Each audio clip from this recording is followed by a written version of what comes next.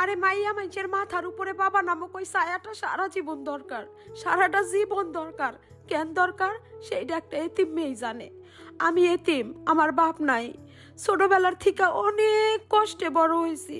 বাপের আদর ভালোবাসা মায়া সারা রাস্তাঘাটে কত কিছু দেখা খাইতে মন চাইছে, দৌড়াইয়া কোনোদিন আব্বারে কইতে পারি নাই, আব্বা আমার এই জিনিসটা খাইতে মন চাইছে, আমারে কিনা দাও। এইরকম কষ্টের কথা কয়টা কমু, হাজার হাজার লক্ষ লক্ষ জমা আছে বুকের ভিতরে, কইতে পারি না, শোনার মানুষ নাই। বাবার মতো মাথায় একটু হাত রেখা কেউ যে একটু কইবো, সান্ত্বনা দিব, মারে তোর বাপ নাই তাতে কি হয়েছে, আমরা আছি, এই কথাটা কওয়ারও কোনোদিন কোনো মানুষ ছিল না। ছোটবেলার কথা না হয় বাদই দিলাম, বিয়ার পরে শ্বশুর বাড়ির সবাই তো জানে আমি এতিম, আমার বাপ নাই, কিন্তু তারপরও প্রতিনিয়ত ক্ষণে ক্ষণে পরের বাড়ির বউয়েরা যখন বাপের বাড়ি থেকে এটা ওইটা লই আসে, আমি আনতে পারি না, আমারে খোঁচা দিয়ে দিয়ে অপমান করে কথা কইতে বিন্দু পরিমাণ ছাড় দেয় নাই আমারে।